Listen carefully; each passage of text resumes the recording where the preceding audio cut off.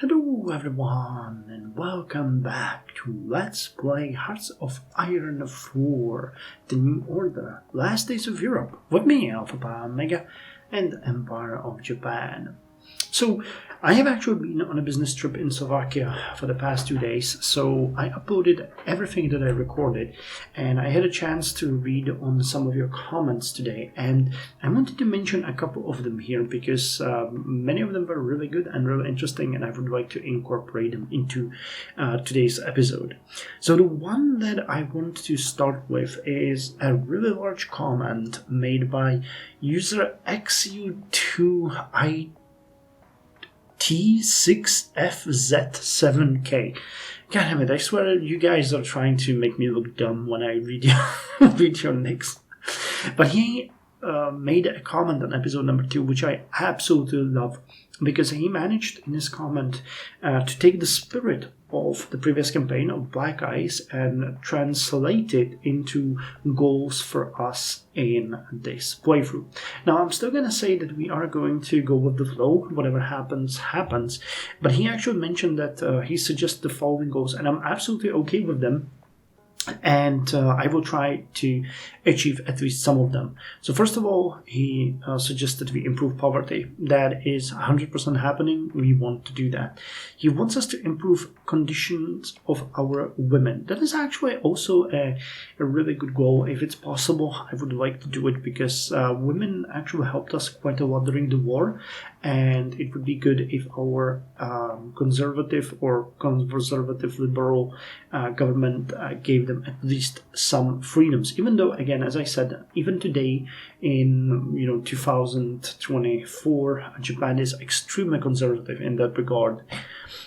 He also suggests that we do not stray away and return to our cause of Pan-Asiatic cooperation and brotherhood, meaning we will not try to stifle our puppets and co-prosperity sphere members, but we will try to improve their living conditions. And I actually say that is a good idea. It is connected to the fact that we will fight the Zaibatsus eventually, I think, because I do not want to exploit the other countries. I would like to elevate them as well. He's suggesting we go reformist path, multi-party system. Again, I'm gonna let the game read me where it will, but again, you guys know that I'm fairly... I mean, it's funny because I would call myself liberal, but it's liberal in the original sense. Today it would be seen probably as fairly conservative, but liberal in the United States is something different than liberal in Europe. What am I supposed to say? And he's suggesting that we peg down Zaibatsus, which is true, that we already discussed that. So yeah, he actually managed to set up a fairly good outline for what we will do. And I kind of like it because, again, I'm not swearing to God that we're going to try to do that, but it is coming a lot from my thinking during the previous playthrough.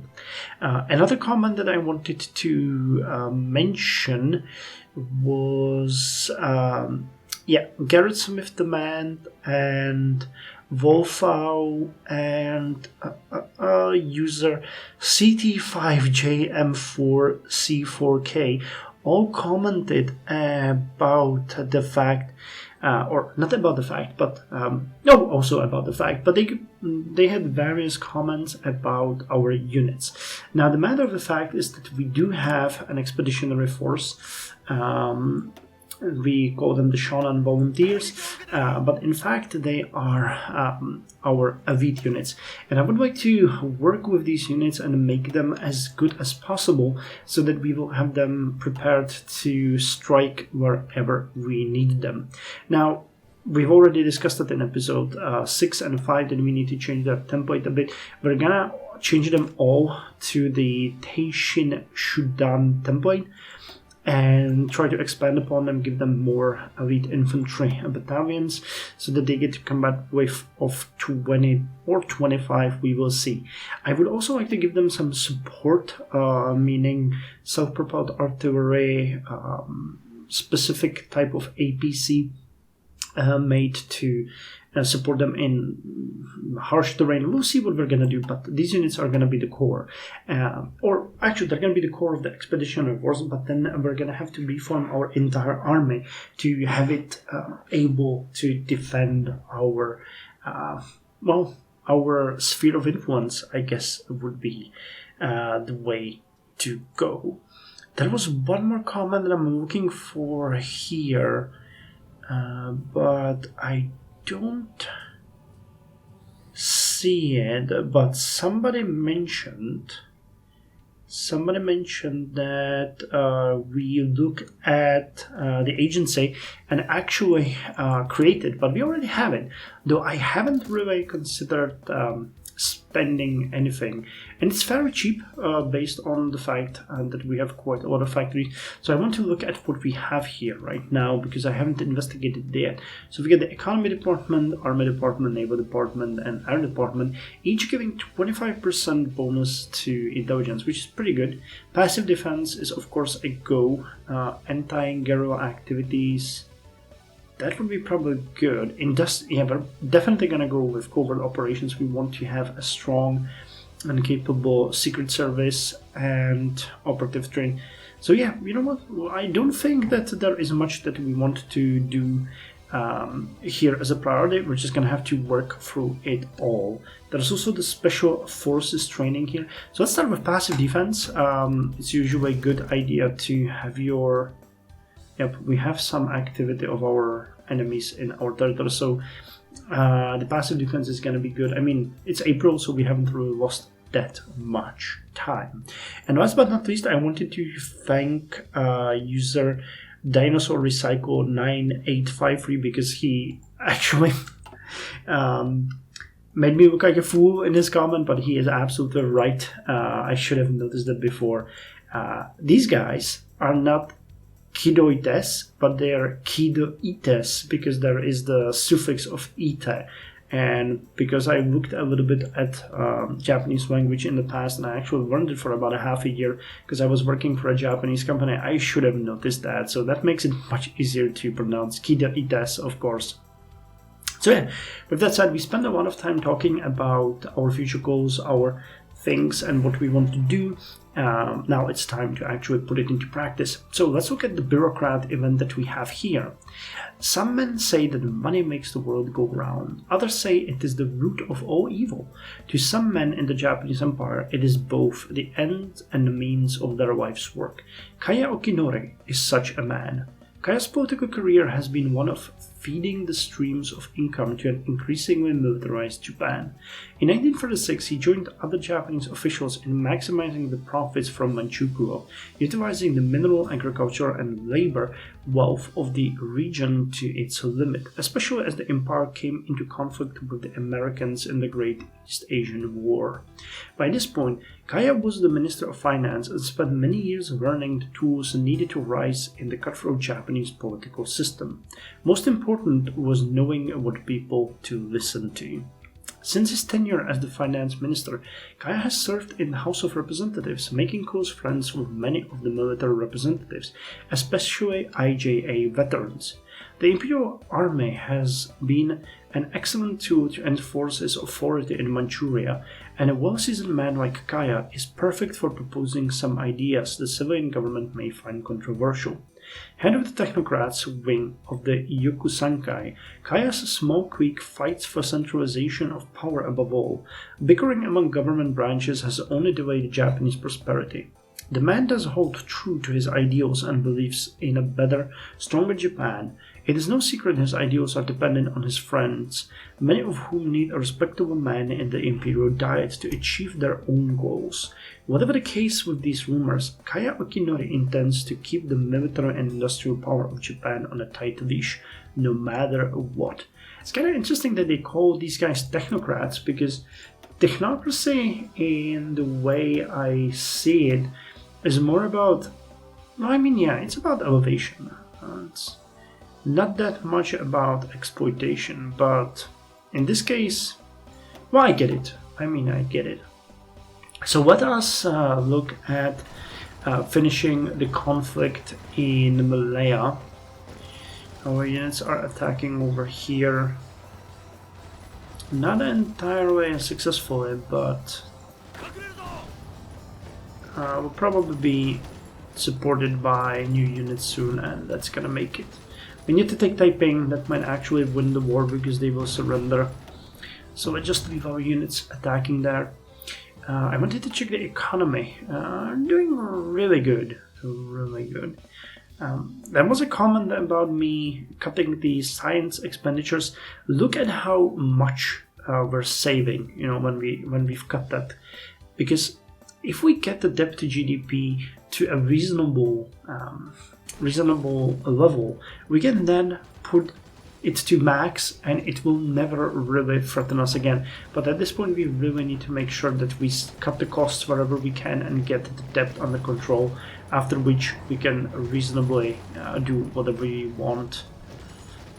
Okay, I think this is gonna mean that they will give up.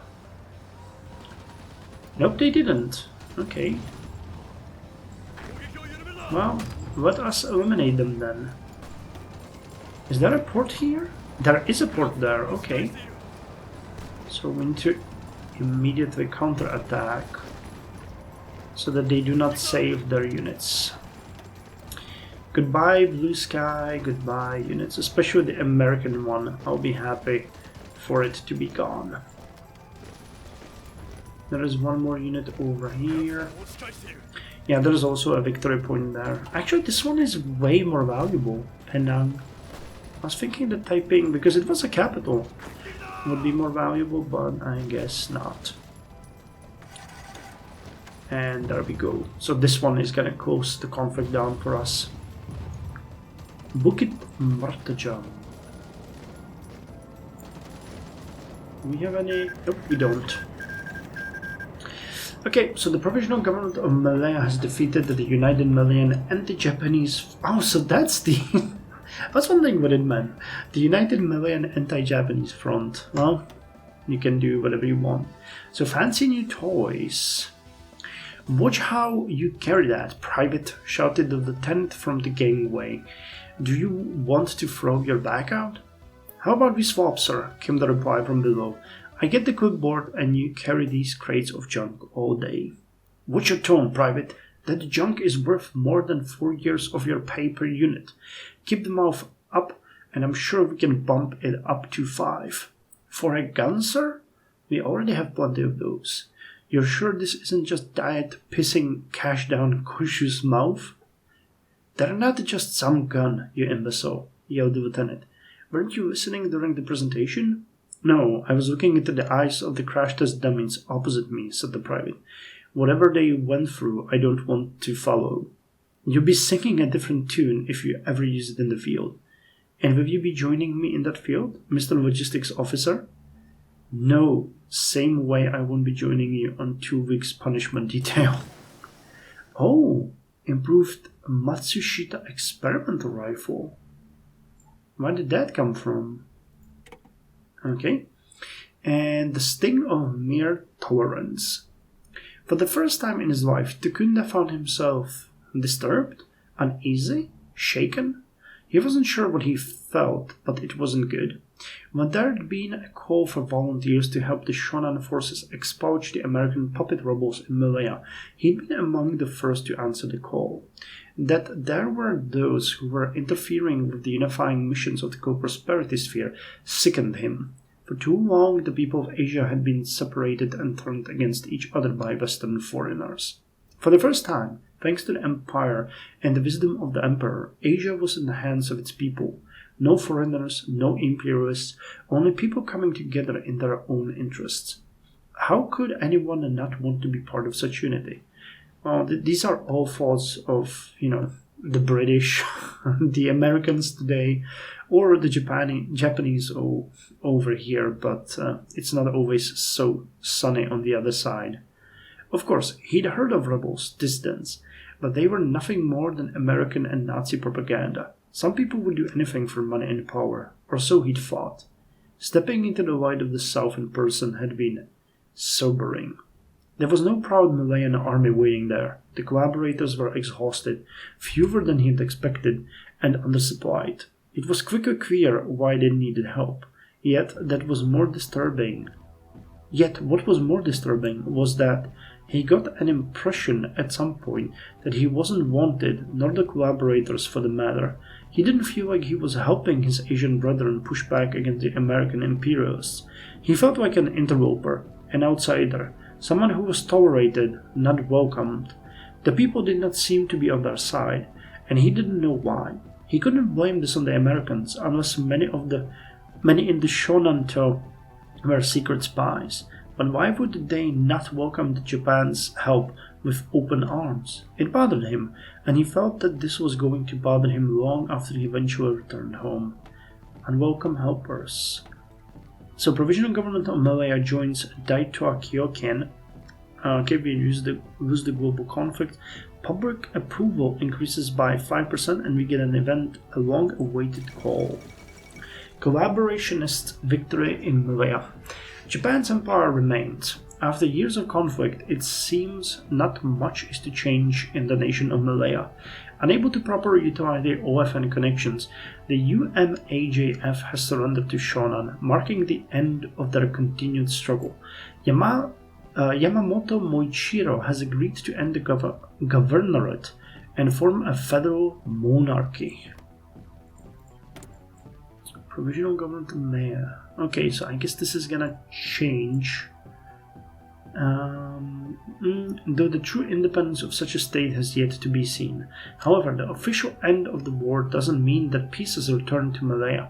Indeed, anti-Japanese resistance is still raging on, and the collaborationist government seems to be in a dire position, as underground resistance groups aren't deterred by Japan's victory. The sphere remains united. So I think this is one of the poorest nations, isn't it? Where are you? Nanpogu Seika? No, it's still Provisional Government of Malaya. Oh, here it is. 1.2 billion. Well, it's not that bad. Hopefully their economy is gonna pick up. Okay, so our forces are coming back, which at this point gives us the possibility to actually switch the Taishin Shudan to a little bit better unit. So let's give them the elite infantry as well. Okay, we need to increase some of our doctrines. Super habit tank, infantry battalion. Okay, let's save it like this. And I wanted to check if we can actually design. That would be based on the tank, wouldn't it? A long-awaited call. Hold on. Let me see if we can design a self-propelled artillery, or what we need for that. Improved AFV, basic heavy tank chassis, improved. Would it be based on the... Yes. We need something that will allow us to... Main battle tank, armored tower, AFV, flamethrowers, turretless, heavy machine gun, improved grenade launcher, basic grenade launcher, mortar. So would improved grenade launcher allow it? No. Two-man turret, medium fixed superstructure. Not sure. Secondary turret. Is there anything that would change this? That's an engine.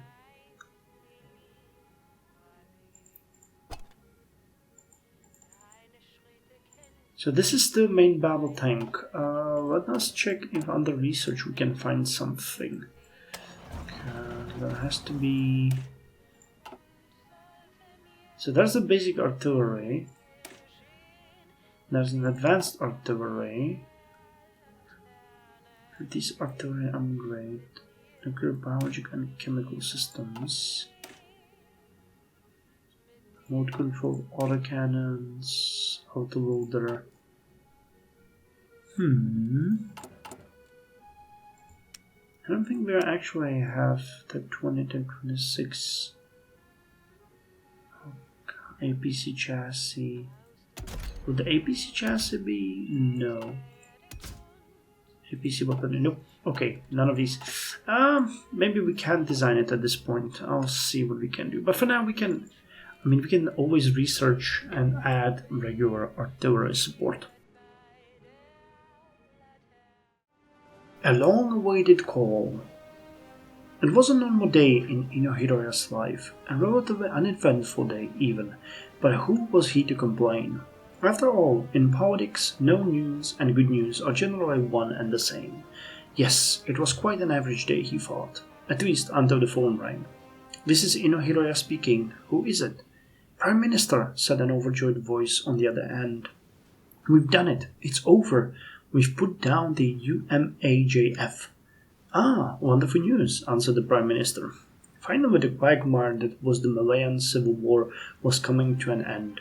After so long, the 25th Army had at last done what it should have done many years ago, and the radical insurrection was no more. But what was he to do now? Thoughts rushed through Ino's head.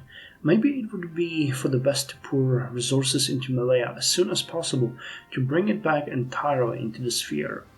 But at the same time, it would be a massive drain of funds, and given the unstable situation at home, he wasn't sure he could really afford it. No, something else needed to be done. Something less heavy-handed. But what? So what should we do? Prime Minister? Yes, my apologies. Listen, I want you to find out which high-ranking politician would be the most open to collaboration with us, and when it's done, make sure they're the one who gets in charge. And with that said, Ino hung up the phone. It was still a relatively uneventful day, he thought, at least compared to some, but with this news, it has just gotten a lot better. So we're gonna see what's gonna happen to them. How are we with the focus? Ensuring continued prosperity. When the 13 days have passed, we have been going fairly slow due to the fact that, not much is happening, honestly. But we had a war until now. Inflation, though, is going high. What are we going? We're increasing our nominal GDP growth. Fresh off the presses. What's this one? It is at 80% effectiveness, so it's going to increase our growth even more. Okay, scouring the sea. Sun and sea warmed the Hiraumi as it sailed through the sea of Japan in search of the creatures of the sea. For Captain Hatta and his humble crew of 10, the day had provided good fortune. They were somewhere off the coast of Manchukuo, out of the way of the crowded seas, from the competition. Here, the water was clear of others, and the Hiraumi was free to fish wherever they pleased. The tuna and the bonito kept coming, and all knew that they would dine well. Sunset arrived, and the crates were packed with ice and fish. Making preparations to sail back home, Captain Hatta saw a shadow of a boat in the distance, with what looked like a man holding a net. Holding binoculars to his eyes, he could easily see it. It was another fisherman, probably a Russian. His eyes slightly hurt. He was looking directly into the setting sun after all. Compared to the relatively clean appearance of the fisherman, as well as the good shape the Hiraumi was in, the Russian was poor. His ship was clearly falling apart, in spite of his best efforts. His facial expression was grim, as he pulled out his net from the ocean. Fortune was clearly not on his side. No shine of fish scales could be seen, and the fisherman himself was not in the best condition, aged far beyond his years,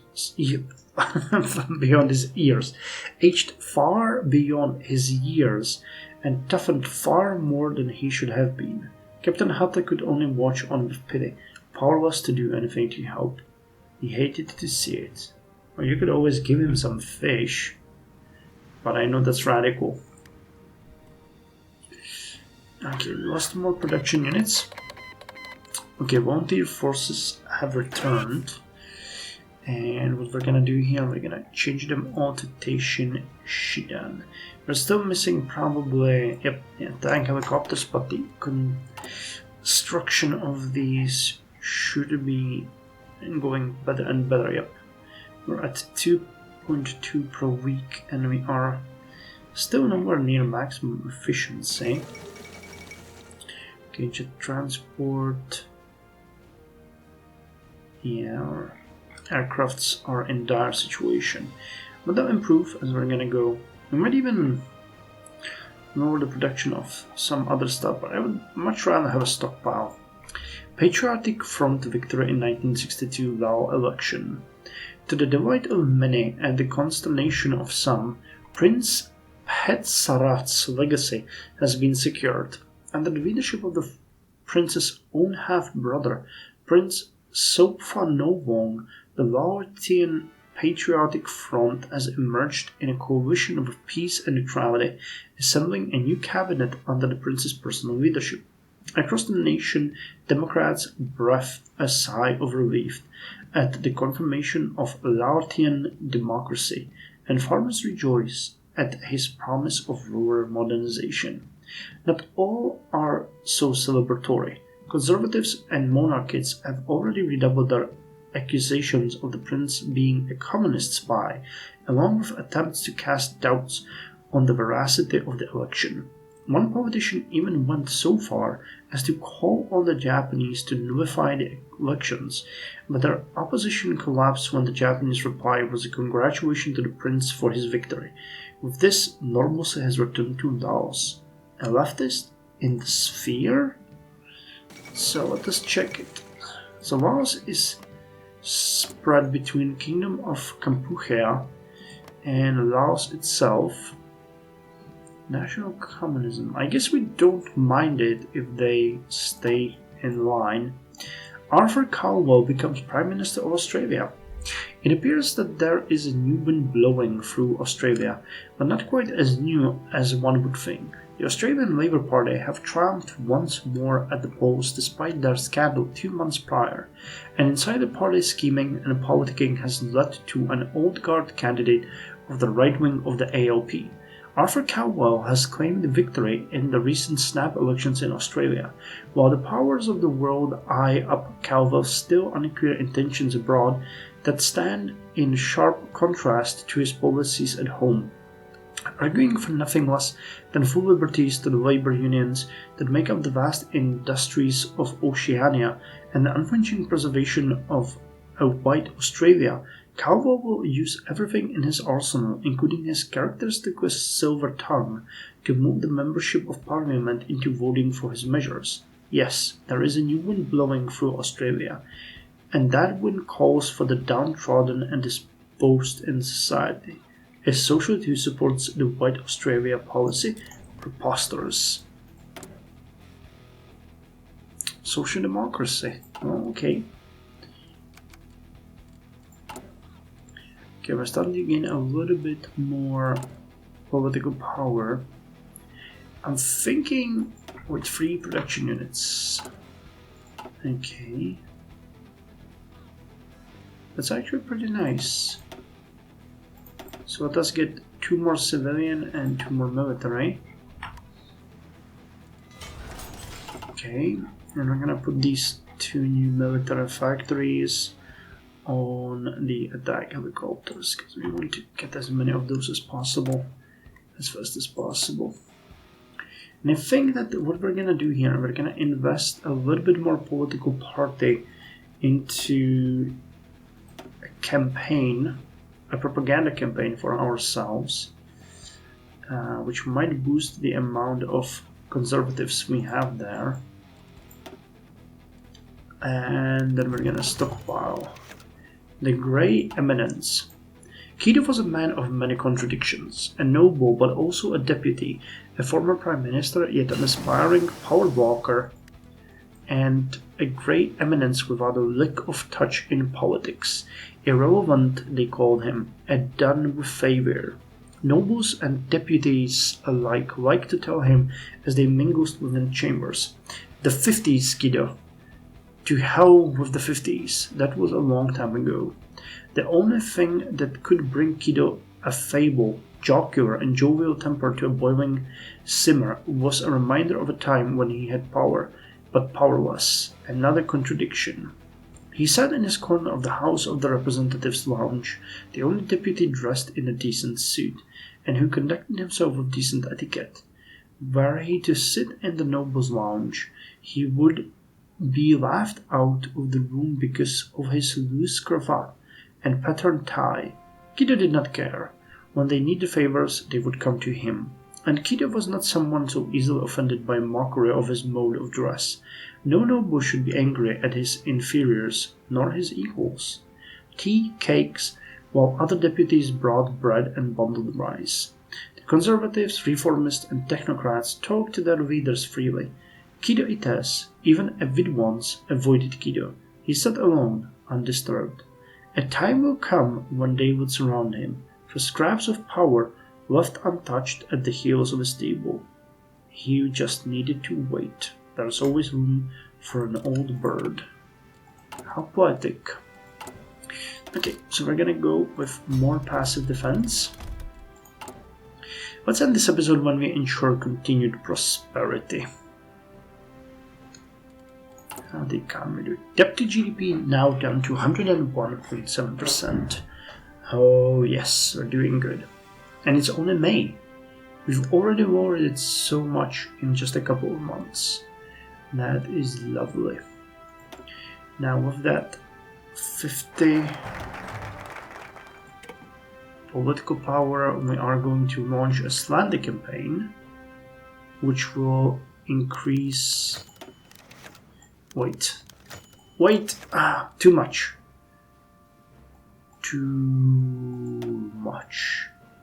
So wait, we wanted, not slander campaign, we wanted to launch a propaganda campaign. I was wondering, that sounded weird. So this is going to increase support in the House and public approval. Good. So House of Peers now has 68%, we have public 48.5%, so we are getting further and further from the danger levels. You want funding, we'll deal with that in the next episode. But for now, what is next? Ensure continued prosperity, and we can now go with maximizing growth, which will grant 10% extra construction speed, and our GDP growth will increase by 0.1, or minimizing expenditures, which will give us 0.25 billion, but decrease maximum and a minimal investment in social funding, and we're gonna get a hospital call. Then we can fudge numbers, media investors, further increase. Okay, so we're looking at a possible increase of 0.25%. Not anymore. And this increases our GDP flat out by 0.5%. Okay, that's good. Political power. And then there's 0.75. Okay, so that's 1% extra in GDP growth. Wait, was that GDP or GDP growth? Just to make sure. GDP growth, okay. So an extra percent, that means we're gonna have a real GDP growth of about 4.5%. Plus we have we're gonna be decreasing the debt by about 5% per year. That is amazing. So let us, for now, end the episode. Thank you very much for joining me, and I'll see you in the next one.